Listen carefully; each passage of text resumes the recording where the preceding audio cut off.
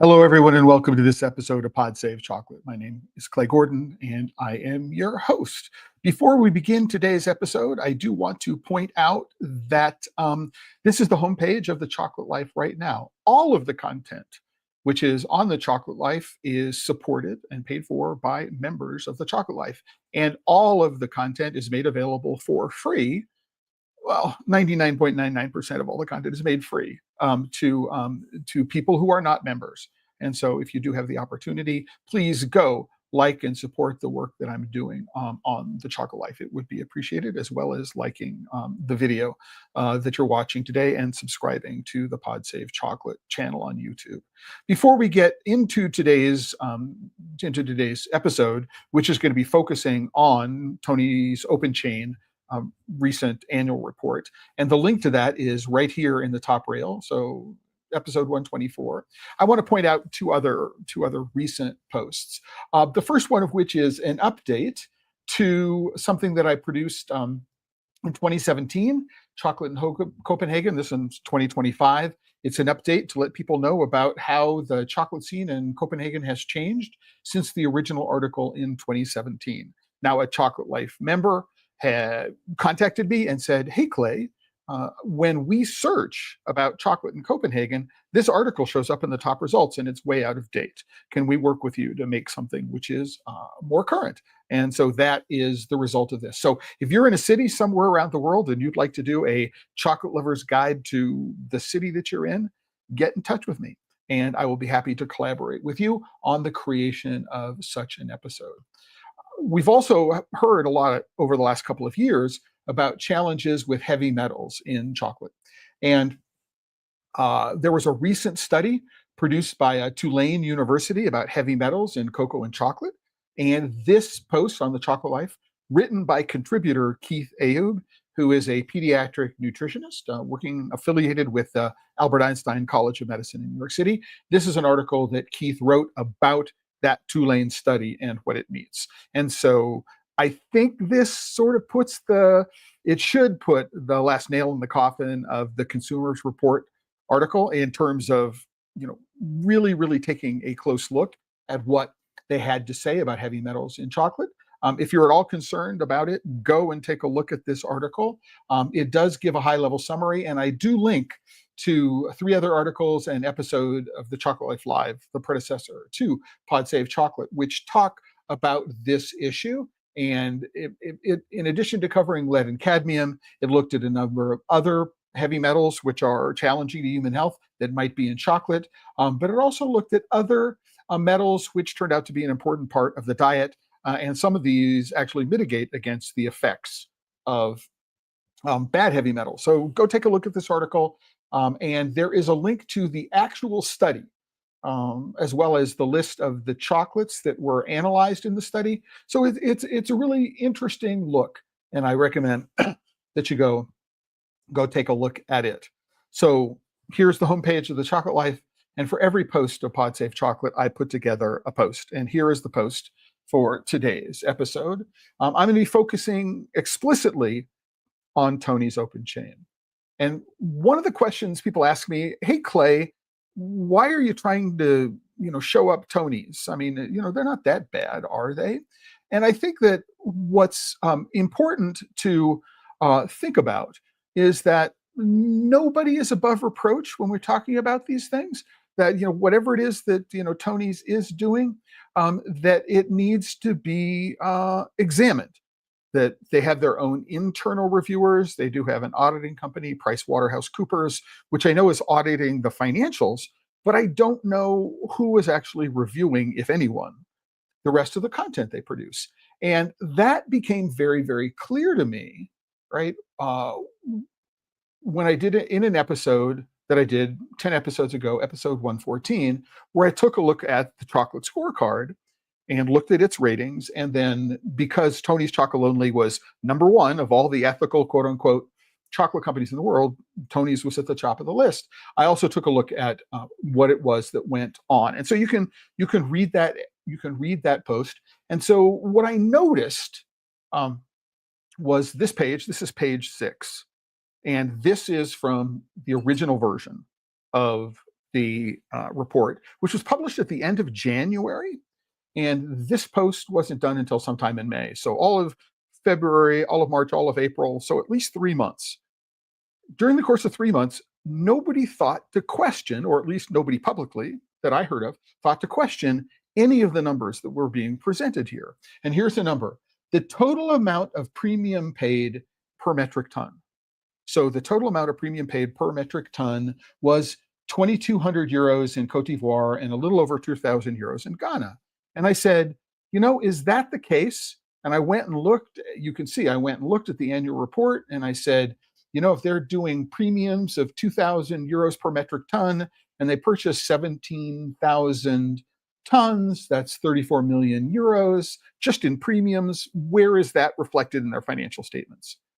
And it turns out that I posted this on LinkedIn, this question, and here it is. Here's the link to the LinkedIn post. You might have to be a member and signed into your account in order to see this. I'm not entirely sure the way it works, but I pointed out 34 million in premiums, and Tony's got back to me and said, that was unfortunately an editing mistake. It was actually, how much was paid in living income reference price. And they were a little more clear than that. But what I want to do is I want to go back and say, here is the version of the FAIR report that's currently online. So if you go to Tony's and you click on FAIR reports, right, and you click on the 2023-24, what you'll do is you'll see that it's changed, right? This area here where it says amount on the right, it says the amount of living income reference price paid. So 2,223, and that's different from the amount of premium paid, right? And there's no indication here that, oops, this is an updated version from the prior version. So even though they've indicated publicly on LinkedIn that this was an editorial mistake somehow, right? That when they changed the editorial mistake, they didn't think to notify that, hey, this is different from the original version. And so when people say to me, hey, Clay, how come you're spending time thinking about this, right? Why are you focusing on Tony's? And the reason why is, as an organization, they, like individuals, make mistakes, right? And if you take a look at what it is they're saying, you want to go, is this a legitimate mistake? Is it somebody overlooked something, right? Or are they spinning the narrative, right? And so how open is Tony's open chain is where I'm going with this particular episode, because I did a little bit more work, right? And if anybody's from Tony's is watching this, or if you're related to Tony's, you're one of Tony's special friends, or if you're a mission ally, you want to send this along to anybody at Tony's and say, hey, Tony's, right? Let's react to these things. And, if anybody from Tony's wants to get on an episode and we can go through these things point by point, I would be happy to schedule a time and give you the time to react to what it is that I have to say, or, respond on LinkedIn. Although I think that there are better ways to go about doing that, or doing those responses. So let's go take a look. All right. But before I do, what I really want to do is hammer home that last point about editorial review, and give a quick shout out to Sean Askinosi, who may or may not be watching, but he emailed this morning and basically, said, thank you very much for doing what it is that you're doing. Well, Sean, in the months leading up to the editorial deadline for his book, Meaningful Work, because I had been working with Sean since his first bean buying trip in April of 2006, I think, Mexico and Venezuela. Uh, he sent me a portion of his manuscript to go and review. And what he wanted to know is, hey, Clay, am I presenting this information in a way that's unambiguous? Are there interpretations of this data that somebody might make, which are sort of counter to what it is that I am trying to say? Or are there better ways to phrase something within the narrative so that people will know exactly what it is that I'm talking about? And so he and I spent some time going back and forth over the course of a couple of weeks at least, going and taking the document that he sent me and my reviewing what it is that he was trying to say and making sure that, number one, it was accurate, and it represented what it was that he was actually doing and what it is that he had actually paid, and that it reflected what it was that he wanted to say and how he wanted to say that. And if you have comments about that, questions about anything I'm saying about this, go into the comments, whether you're watching in YouTube, the live chat, the comments on LinkedIn or Facebook. Let me know where in the world you're connecting from. If you've got a question about what it is that I'm doing, and I will be happy to get your shout outs up on screen, as well as to get your questions up on screen and see if I can respond to them. But let's go and take a look at it. So one of the things that you'll find that the way the post works, it's sort of a run of show. So here are topics I want to make sure that I don't forget to address in some sort of order that makes sense in terms of putting together a narrative. Again, I express some incredulity that nobody else looked at the report this closely, which reinforces my suspicion that the visual design of the report is specifically chosen to make it difficult to go and do what it is that I'm doing. You have to be very, very careful, and you need a bunch of different tools and a bunch of different platforms in order to be able to figure this stuff out. It's really, really important. So, and I do say that Tony's updated the annual fare report to indicate that it's now the living income reference price, not premiums paid per metric ton, but they didn't indicate the fact that they made a change. So one of the first things I want to talk about is what I think of is a concept of reverse mission creep. So when Tony started, and this is on in their 2012-2013 annual fare report on page 4, right? So Tony's Chocolate Only was founded in an effort to attract attention to slavery in chocolate. Our vision is 100% slavery-free chocolate. That means not just our chocolate, all chocolate worldwide. Only then have we achieved our goal. And if you go take a look at this year's annual fare report, right, what you'll do is you'll find that not only has the word slavery doesn't appear very often, but it doesn't appear anywhere near the front of the report. So they've rephrased it. I don't know if softened is the right word, but what in the 2012-2013 report, the word slavery appears on page 2 in the table of contents, and it appears on 18 pages throughout the report. Right? However, if you look at the current report, the end slavery, so 100% slavery-free chocolate, has been redefined as, if we act together as an industry, we really can end exploitation in the cocoa sector. So 100% slavery-free has been replaced with end exploitation, and that 100% slavery-free chocolate, right, has been changed to in the cocoa sector. Right. The first mention of the word slavery appears on page 77, right, in the context of modern slavery, and it appears on a total of 18 pages. Now, it turns out that 14 pages out of 219 pages in the most recent report, 80 something or other had to do specifically with Tony's Open Chain. But if we go take a look at the 2013 annual report, I actually did a table on this. There were 68 pages. So 17 of 68 pages as opposed to 14 of 219. So there has been a change around the word slavery now and ending exploitation. So mission creep from the point of view of, for example, a software development project or scope creep means that we started out with, this is what the software would do. And then over time, we've added more features and more functionality to all of a sudden what we want to achieve has increased, right? And reverse mission creep is we've gone out there and the number of things we're going to do with our software has decreased. I often find this in Kickstarter campaigns, right? In the early days of the Kickstarter campaign, the people have got all these grandiose plans, but when it comes to actually trying to get something manufactured, right, and out, you'll find that, oh my gosh, this feature is missing, that feature is missing, right? And so this is reverse mission creep. And I wonder, and this is something I'm curious. I don't really have an answer for this. 100% yes. Is going from 100% slavery-free chocolate in 2013, 2012, 2013, in their first annual fair report, is moving from 100% slavery-free chocolate, right, in the entire industry, more expansive? Is it a more ambitious mission than ending exploitation in the cocoa sector, if we work together?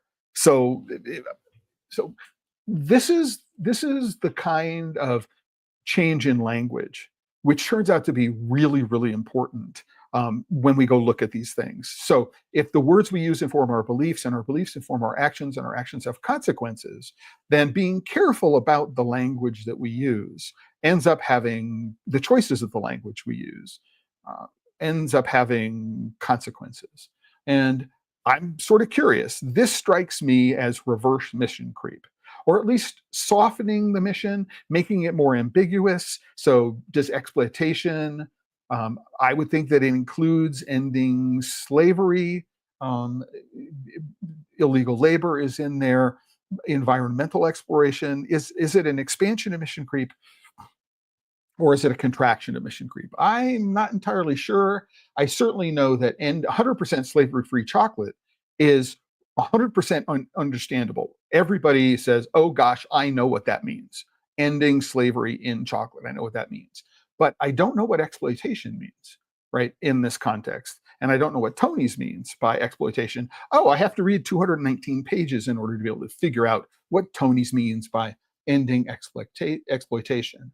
Right? And that extends, like, what do they mean by ethical, right? What do they mean by sustainable, right? Ethical means different things to different people. Sustainable means different things to different people.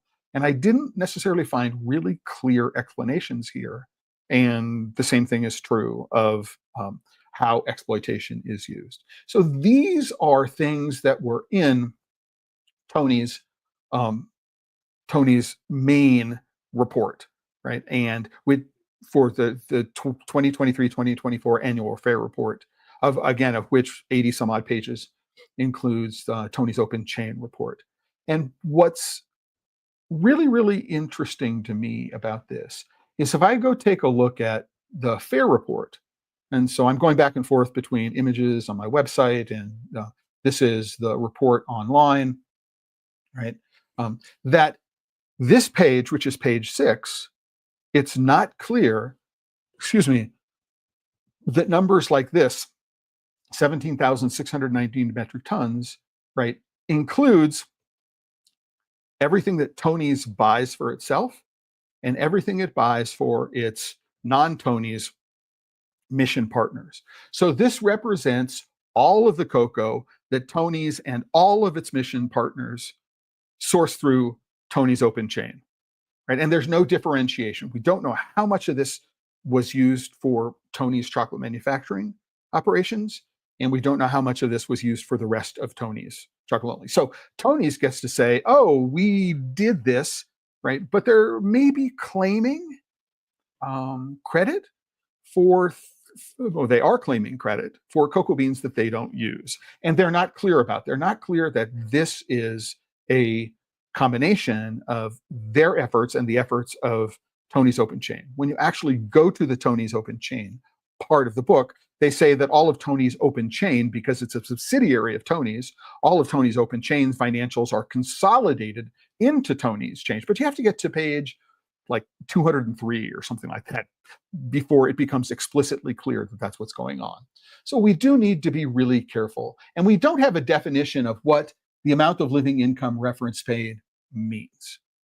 Right? So we don't get that for quite a while. Right? And so we need to go and look, because this 17,000 metric tons is not just Tony's, it's Tony's and its mission allies. What it does is it causes us we need to look at these numbers a lot more closely.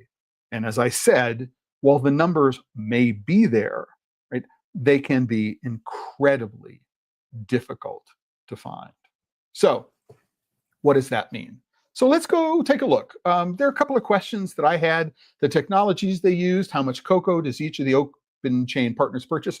That is not publicly available information. So the open chain is open only so far. It doesn't appear to be that there's any independent evidence or any independent listing that says, oh, we bought this much for our own, right? Somebody else bought this much for their own. Somebody else bought this much for their own. There's no indication of that anywhere. What price do they actually pay? So it turns out that we can go figure out what price maybe we might be able to, we can get confidence within some percentage of what they actually paid and who monitors, verifies, certifies, and audits their work. So we know that there are at least two entities who monitor, certify, and audit their work, one of which, well, maybe three. So on the ground, they cooperate and collaborate with Fair Trade and the Rainforest Alliance for overseeing activities on the ground in their partner cooperatives in Cote d'Ivoire and Ghana. Right? And they have an accounting firm, PricewaterhouseCoopers, and PwC goes and takes a look and audits their financial statements. So that appears, I don't know that I found anybody else who is going and looking. It doesn't look like there's any independent advisor who goes and looks at the manuscript and say, these two things contradict each other, or these two things, right, seem to say, seem to be a part of different narratives, right? And so, it doesn't appear that there's anywhere where I can say, oh, Tony, you have an open chain. You have this bean tracker mechanism. Tell me how much you paid for these beans at this. There's no way to get at that data. So it's not open, right? It's opener maybe than many others chains are, but it is not in fact a truly open system because there is no way for anybody who is not Tony or one of their mission allies or one of their auditing partners to actually take a look at the data to say, hey guys, this doesn't make sense, or hey guys, this does make sense. So I would say it is maybe more open than some other supply chain traceability programs, but it is not open, right? Ideally, right? In terms of there's no way for anybody who is outside the system to take a look at the system. So I just want to be very, very clear about that. One of the things that I really want to know, right? Because if we go take a look at this page, one of the things I really want to know is, they paid took in $201 million, right? They bought 17,000 metric tons of cocoa. So, we could look and say there's 17,000 metric tons of cocoa. There are 20,000 farmers. And so we can say, okay, there's roughly less than 1 metric ton of cocoa per farmer. Right? It's like 680 kilos, something like that, maybe 10 bags of cocoa per farmer that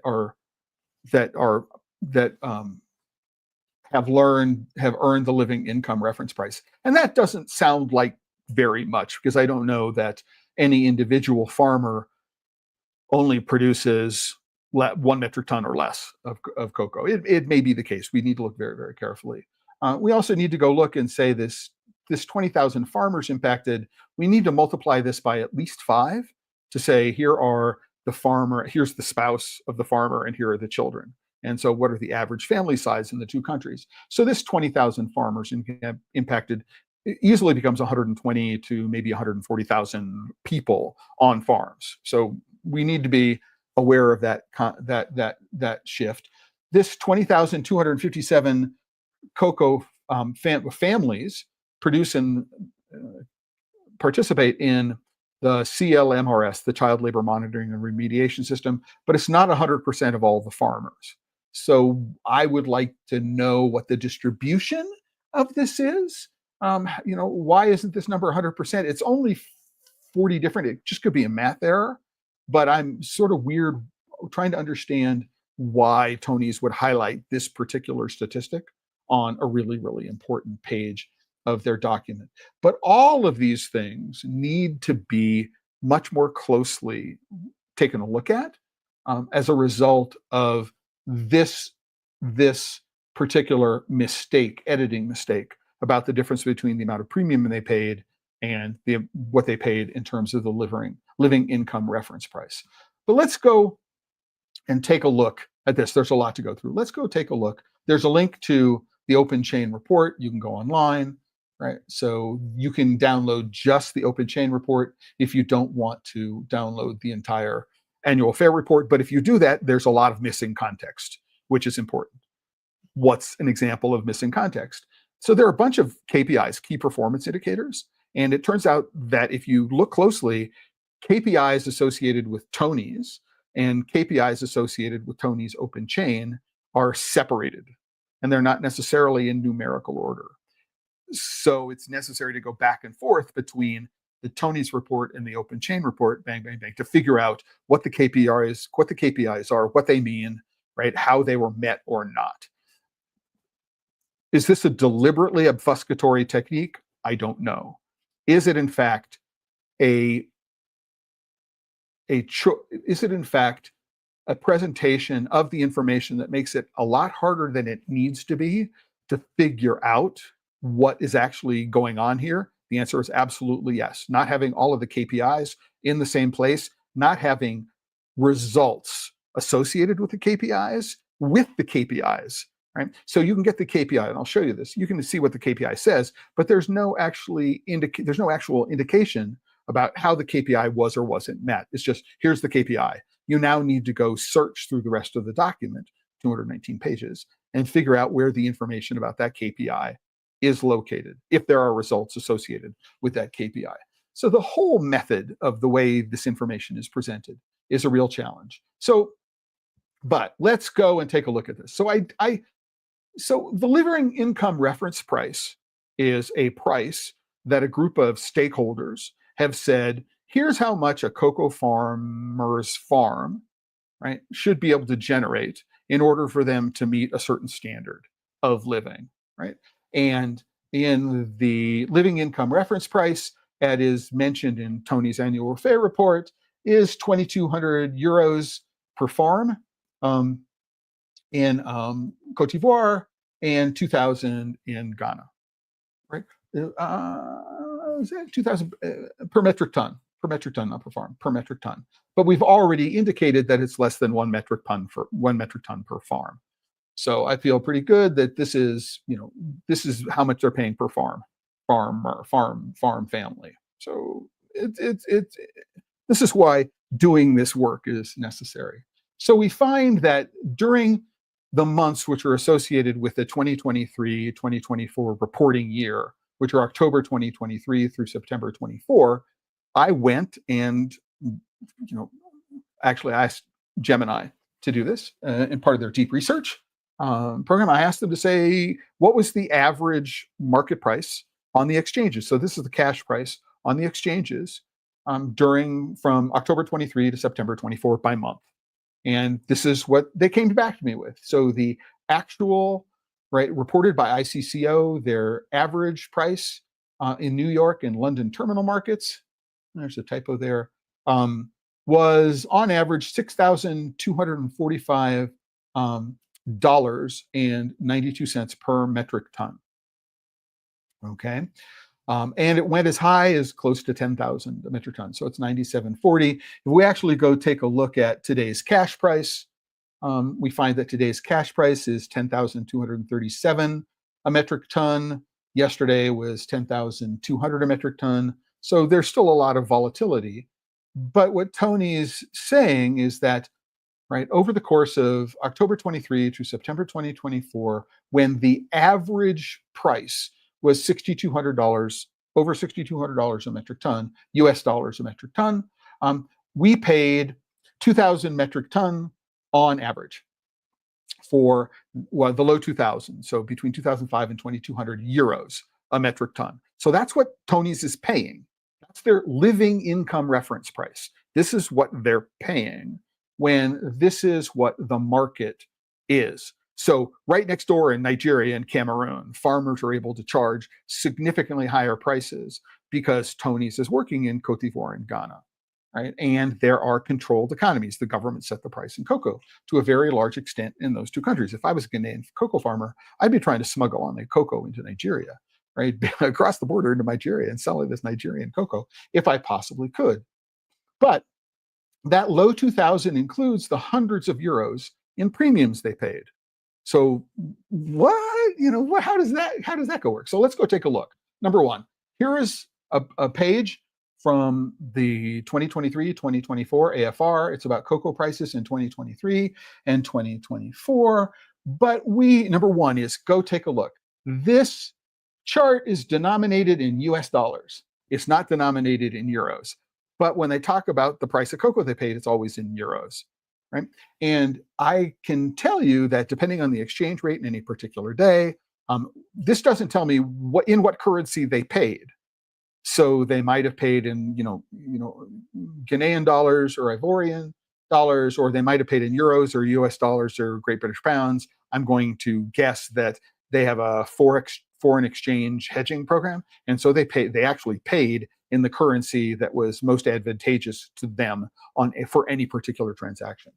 But they're reporting in euros, but this chart is in US dollars. So already we know there's anywhere between a 10 and 20% difference between the numbers, right?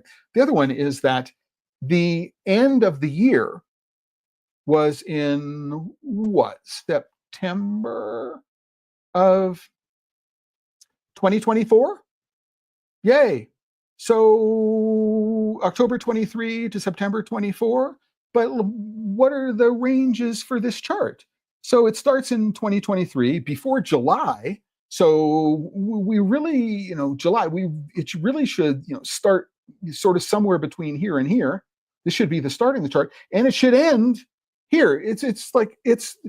This chart is designed to manipulate your feelings or about what's going on. It's not showing the data, right, for the reporting period. They're actually showing data that's not a part of their reporting period, right? So why?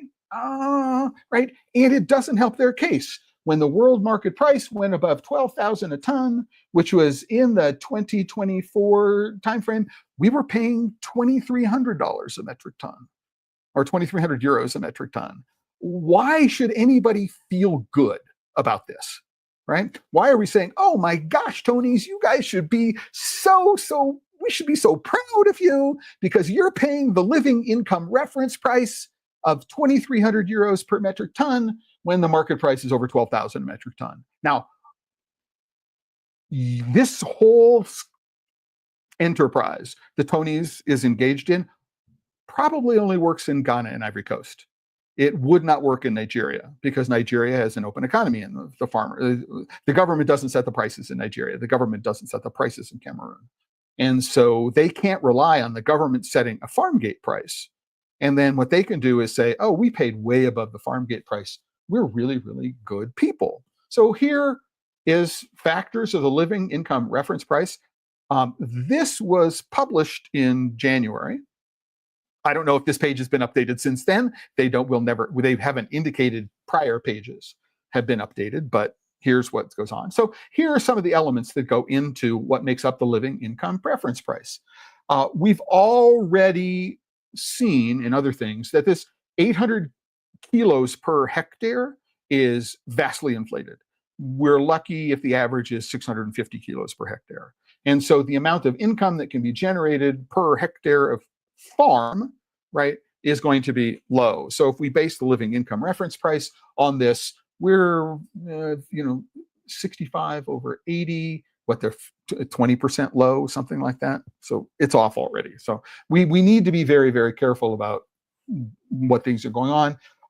These are all in euros. It would be interesting to know what the exchange rate was from local currency, right, to at the time that these calculations were done, what the average exchange rate was over the course of the reporting period. There's no indication. You can hide 10 to 15% in exchange rates if you're really, really smart about what it is that you're doing, right? Quick shout out to Max, who's watching. Really insightful. Max, thank you very much. I see that you're on LinkedIn. Could you let me know what it is particularly that caught your eye? Notice that the average farm size here is 4.4 hectares, 800 kilogram for 4.4 hectares. So this would say that the farmer is selling, roughly 3.5 metric tons of cocoa. But we already know that when it comes down to it, if we look at this, that they're buying less than 1 metric ton of cocoa per farmer. So we need to reconcile these numbers. I think we're at a place where this may not be a dichotomy, a formal dichotomy. It may not be that this has to, one thing is true and the other one is not. They can both be wrong, but they both can't be right. Right? I don't know which one represents the actual ground truth. All I know is that they're different, and I'm having trouble reconciling where those differences come from. Right? And given the fact that I know they've made editorial mistakes, I don't know that any of these things actually doesn't include an editorial mistake. So, hey guys, if you're looking for somebody to do a fact check, right, for your next annual report, I'm available. I would love to be a part of the process, understand what's going on, and help you do a better job of being more open about what you're doing. What is it that people want? You're burying people in tons of data, right? They're looking for hay in a haystack, and it's harder than finding a needle in a haystack, right? Because there's just so much data, and there are so many words, and they're presented, right, so visually strikingly that trying to figure out what these things are is a real challenge. Just want to let you know, right? If you really want to be open, make this thing really simple, right? Make it really simple and take the data that needs to be next to each other and put it next to each other so we can make the side-by-side comparisons rather than having to hunt around. So this is KPI 15. This KPI 15, I'm looking at the bottom of this page, so I know that it's in the Tony's Open Chain report. So the amount of premium paid per metric ton to reach the living income reference price. This is the important sentence on this page, right? So this down here in the lower, right, part of it is the farm gate price. So this is the price the government sets, right? So this is the price you have to pay the farmers, right, at the farm gate. And what we do is we find that there are 4, right, periods, which have to do with the different parts of the harvest in the 2023-2024 year, right? We see that it went from 1524 to 2286, right, in quarter. And that's because the government raised the farm gate price here. So this is a result of government intervention, right? So we have the so we have 2 different premiums. We have this number up here, the living income premium. We have this premium here, which is in the darker purple, which is the fair trade premium. So right, what happened was, if we go take a look at this, is we can see that in the mid-crop 2023-2024 year, after the government raised the farm gate price, that there was no extra living income premium that Tony's had to pay. By paying the fair trade premium, they hit the living income reference price. Whereas even after paying the fair trade premium in other parts of the year, they needed to pay an additional amount in order to meet the living income reference price. Notice that the living income price is not referenced here, so we don't know what that number is, and we can't take a look at, these should all be living income reference price at 100%. And these things should all be scaled, right, to fit the LERP, right? And they're not. And so I'm not entirely sure. The tops of these are different. We don't have an indication of 2023. It's expressed in euros. These are the euros, but it would be not too much of a challenge to actually put a euro sign in there in order to figure out. So what we do is we can see that, right, the living income reference price in Ghana was 2,000, and let's go, LERP in Ghana is 2005 euros a metric ton. And so what happened is, because of the Ghanaian price, the way the Ghanaian farm gate price is structured, they ended up having to pay a lot to hit the farm gate price, right? Some of it was a part of the fair trade premium, right? And some of it was what they paid on top of it. to meet this living income reference price of 2,005 euros per metric ton, right? And so that's a lot. I mean, that is a lot. It is, 800. It's 40% of the finished price, roughly, maybe closer to 45% of the finished price. They did pay a lot, and yet this 2,005 metric euros per metric ton, right, is being paid at a time when the average price is 6,200 euros. So let's just call it $6,200. So let's call it 6,000 euros a metric ton. So they're paying a third of what the average market price is, and they're paying a fraction. When it hit 12,000, they were only paying 2,000. Let's put these things in context, because that context is really important, right? And so in the part of this, we've got, there are lies, damn lies, and statistics. And people may know that this is often attributed to Mark Twain, who attributes to Benjamin Disraeli, who was a Prime Minister of England. There's a link to the Wikipedia article about this in case you want to know a little bit more. So after all of this, there's one page about Tony's open chain finances, right? And what we do is that they had income of 4 million euros. I mean, all these images are on the post for today's episode. If you want to go and take a look at them, you can go and take a look at them. I do link to the annual fair report. I do link to the page where you can find the Tony's Open Chain reports. You can look at these things yourself. I'm not making this stuff up. But in the financial statement, what we do is we find they had $4 million in revenue, 4 million euros in revenue total. Their program costs, so there's program fees and program costs. The program cost has something associated with 5 sourcing principles. I don't know what the program costs associated with the 5 sourcing principles are. There's, I would like to know on this one page what that means, right? Personnel running and local teams, research, assurance, and innovation. Again, pretty broad categories. Governance costs. So they ended up bringing 4 million euros in income and spending more. They end up losing 4 million euros over the course of the year. So what we find here, number one, is that they're investing in the business. That's fine. They do mention that they are, investing in the business. But what do some of these things mean? So, for example, this personnel and running cost local teams. In no place does Tony say we have 17 people on the ground in Cote d'Ivoire and Ghana that we pay, that are full-time employees or FTE equivalents. At no point does Tony's mention how many people they have on the ground in Africa, right? But if we were to say 17, right, let's double this. Let's say they have 34 FTE people, right, in Cote d'Ivoire and Ghana that they're paying. That's about 30,000 euros per person per year, right? That's what this million euros covers. Now, that's a lot more than the living income reference price. Now, I'm certain that there's more than salaries associated with here. You've got office rental, utilities, you've got vehicles, you've got fuel, so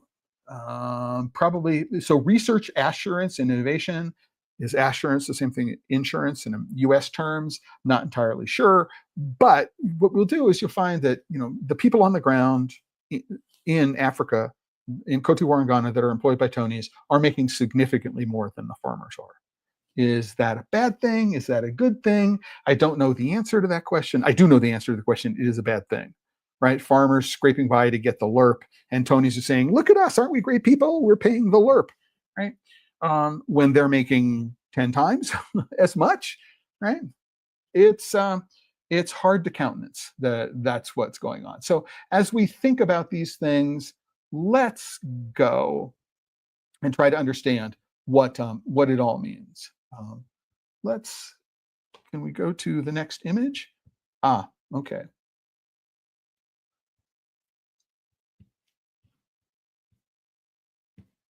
Gotcha. All right. So I lost track of where it was that I was. So let's restart. Sorry, everybody. This is a little more craziness than I had expected. So I sort of lost. Oh, you know why? I set this up as an image, not as a gallery. And I need to go and change it because it's not a part of the flow. When I go like this, I can go like this between them. And this is an independent image, and I need to change that. I'll go and make that change after the episode is over. So another thing that we can go and look from this is that it cost 4,685,202 euros total operating expenses, right, to source 17,690 metric tons of cocoa, right, for open chain last year at a net loss of 580,000 euros. That's a cost. That's at a cost of 265 euros per metric ton. So that's how much it costs per metric ton to operate Tony's open chain. And I want to look at this. And so 265 euros per metric ton is more than they paid in fair trade premiums in three of the four reporting periods in Ivory Coast and both the reporting periods in Ghana in this report. Good or bad, I don't know the answer to that question.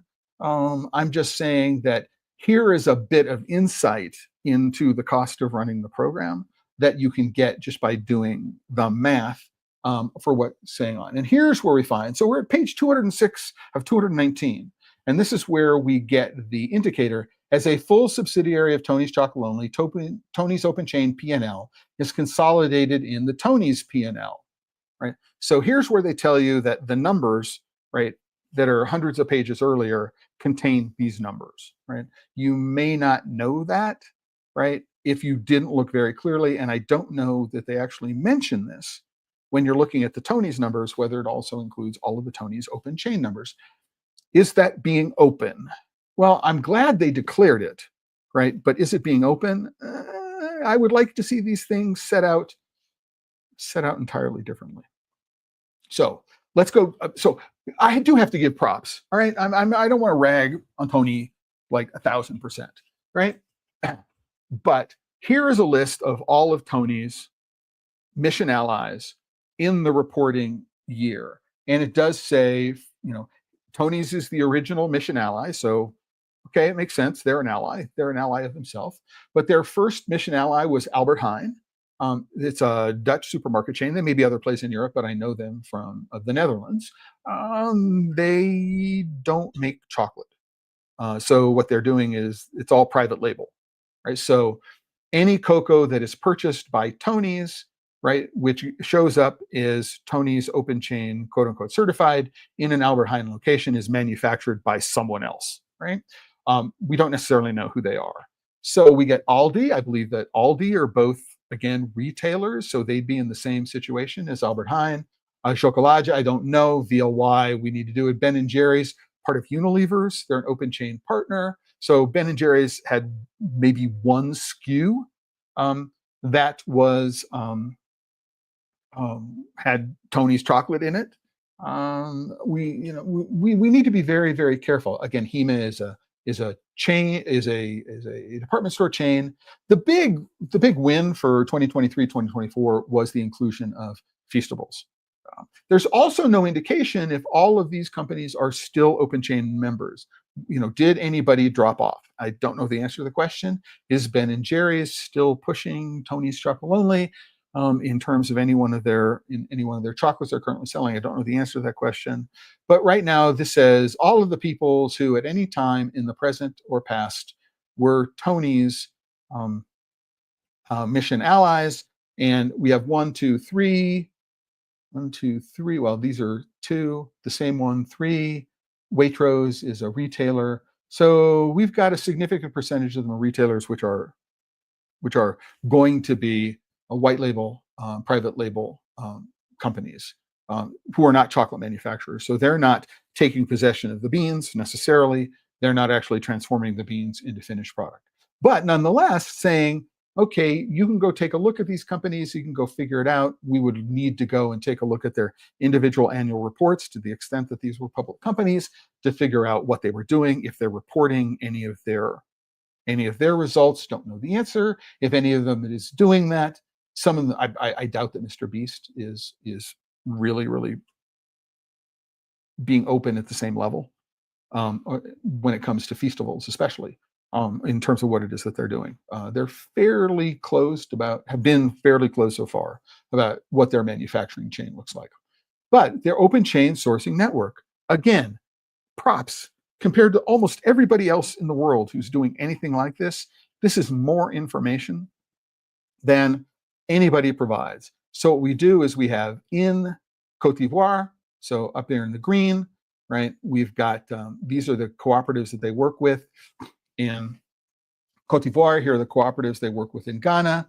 Here are the licensed buying companies. That's really cool. So in order to actually purchase cocoa, you need to have a license from the government, right? And the government gives you a quota. A licensed buying company can only purchase so much cocoa.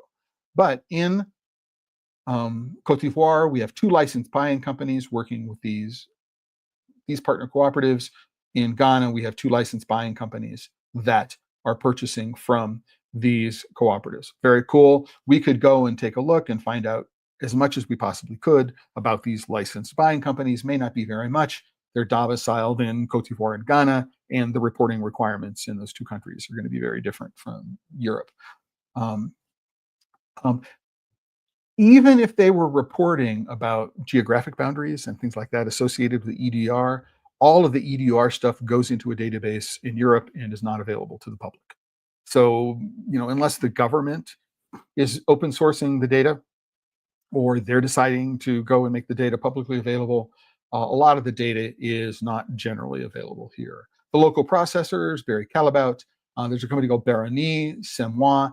We need to go and take a look. So Barry Callebaut, so here's the chocolate scorecard. This is what originally caused this particular bit of back and forth, is that Barry Callebaut, in the same chocolate scorecard that got Tony's in #1 position, we find that Barry Callebaut is, sort of meh on 1, 2, 3, 4 of the things, and is bad on 3, including the living income.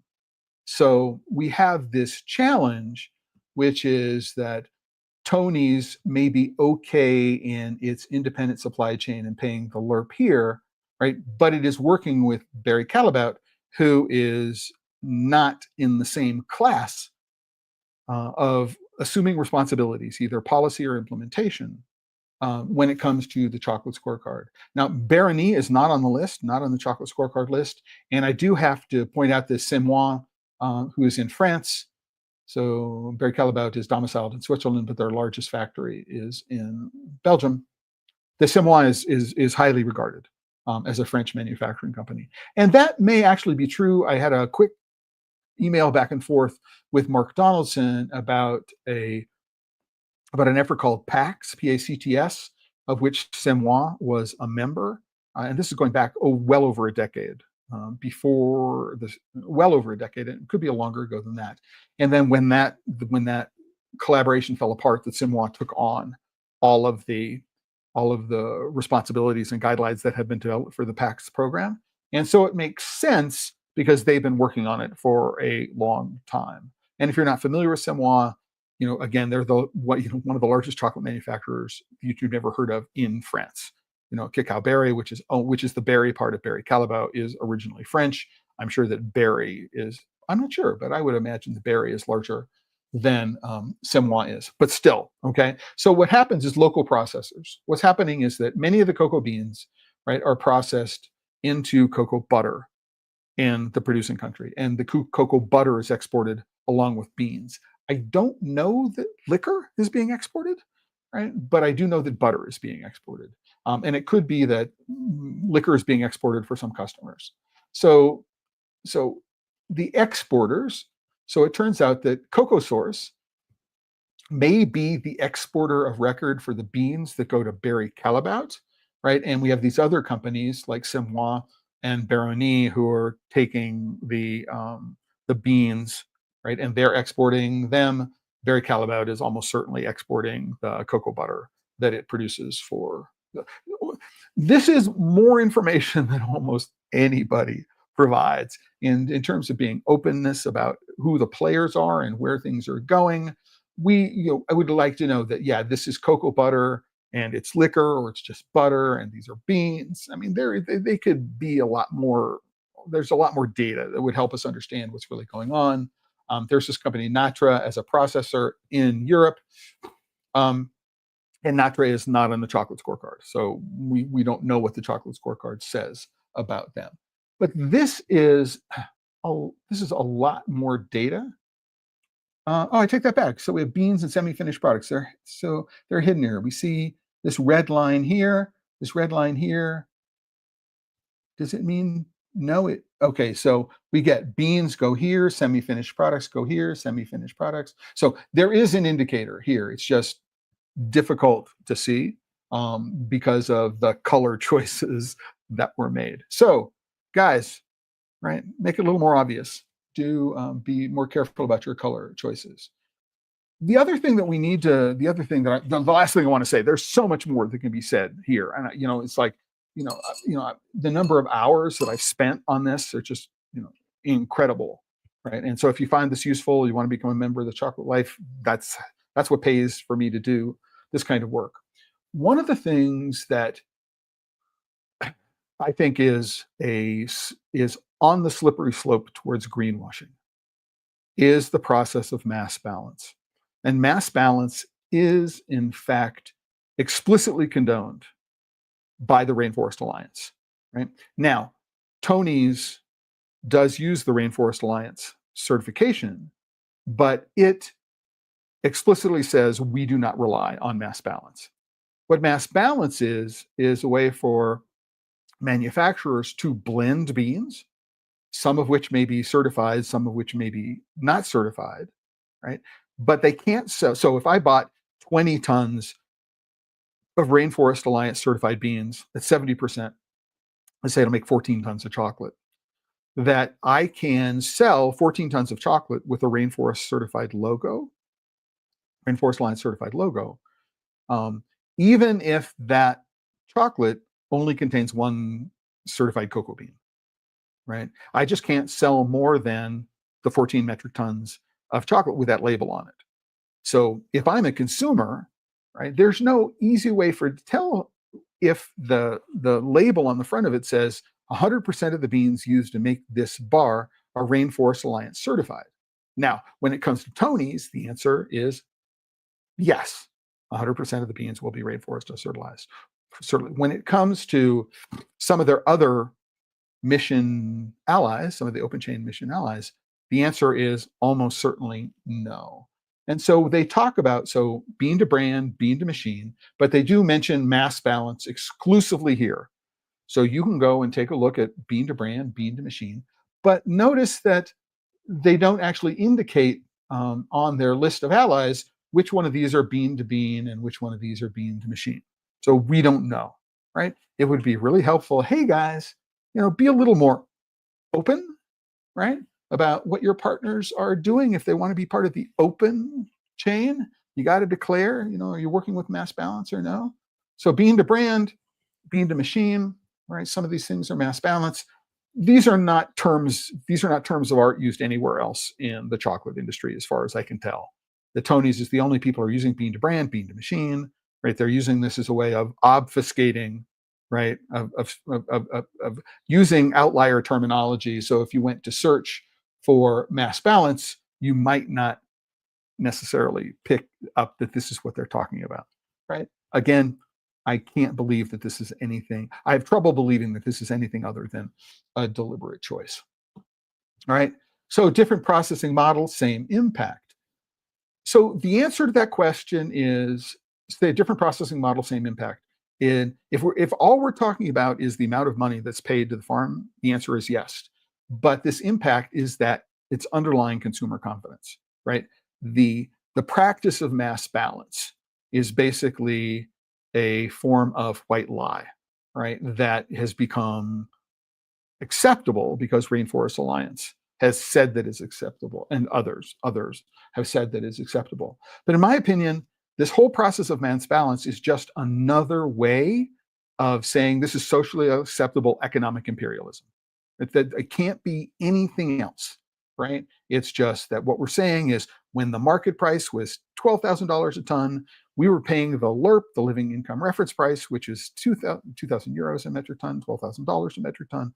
Already confusing, but you get the idea here, is that all this language around mass balance and living income reference price. All of these things are a form of greenwashing, right? And they are a form of socially acceptable economic imperialism.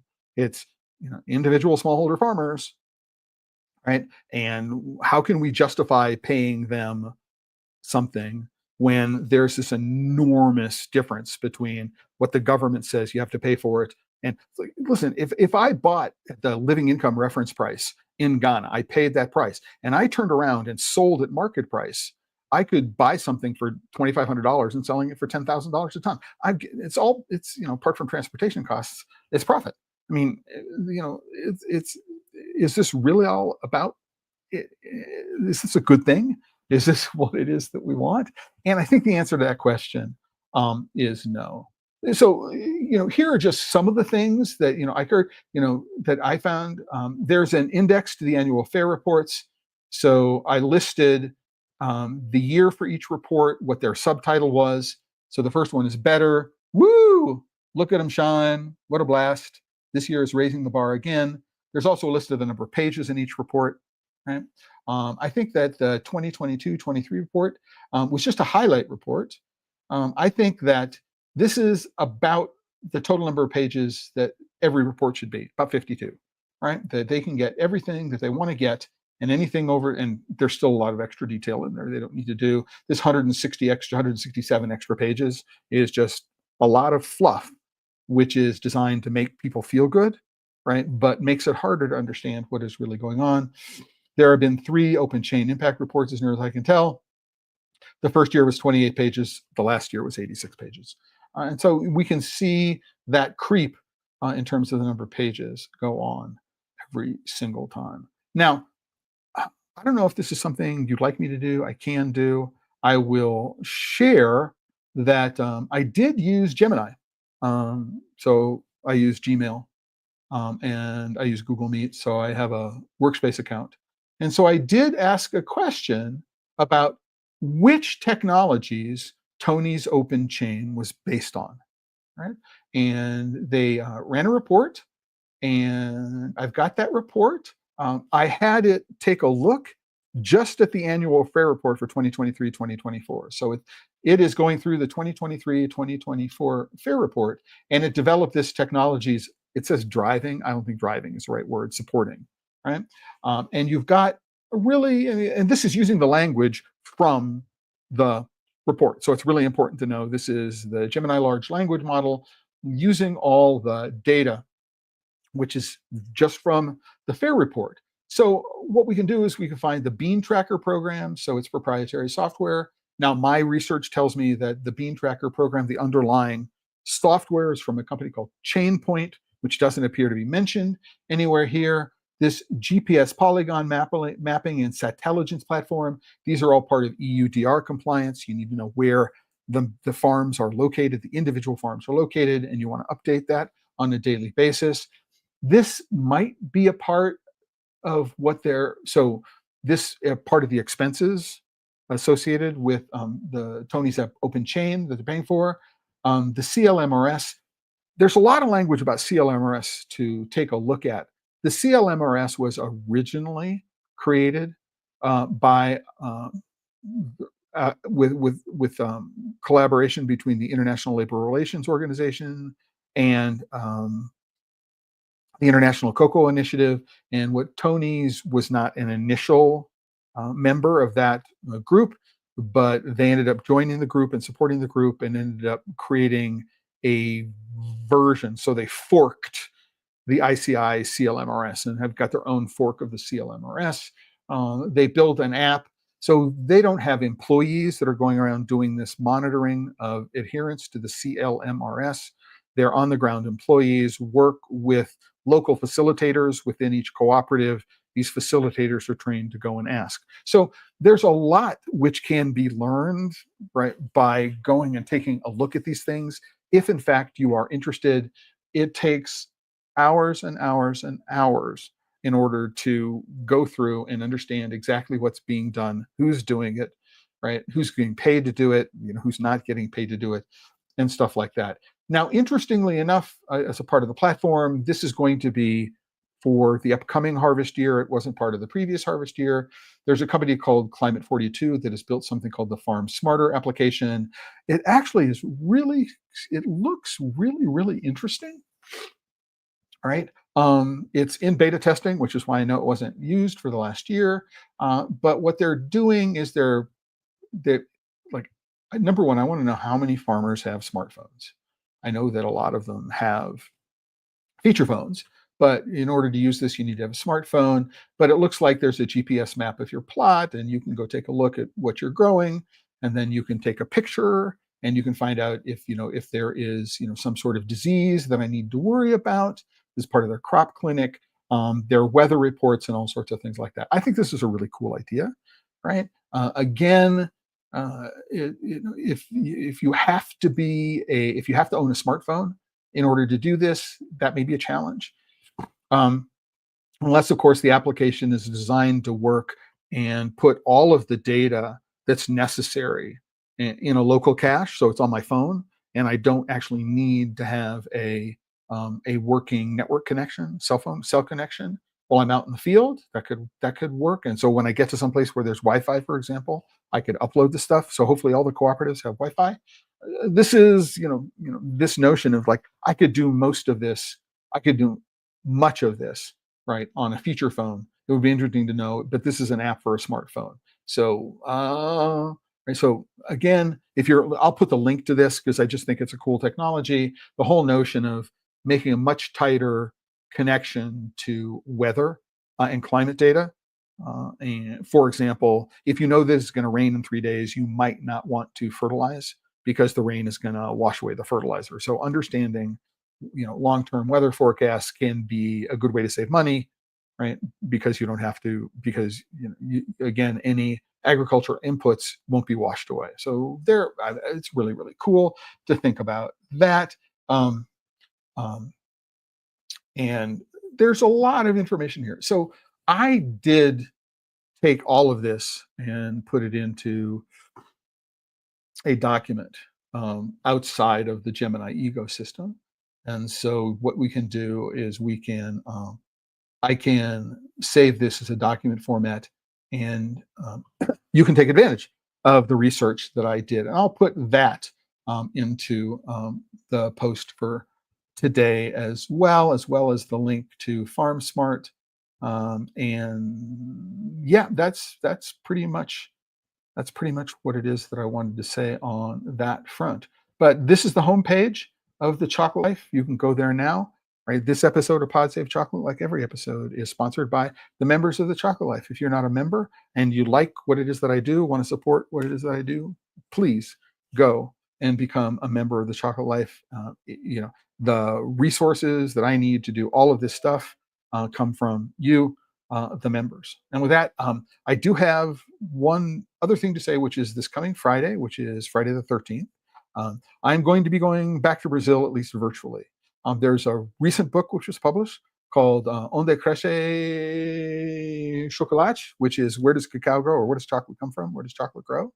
Which was written by some friends and colleagues of mine from Brazil. And I'm going to have at least 3 of the authors of this book with me on the upcoming episode of Pod Save Chocolate. It should be Juliana Aquino of Baiani Chocolate, Arcelia Gallardo of Mission Chocolate, and Claudia Gamba of Mestizo Chocolate. So we're going to be talking about the book. We're going to be talking about chocolate culture, the role of women in the craft chocolate, bean to bar movement in Brazil, all sorts of related and very, very interesting topics.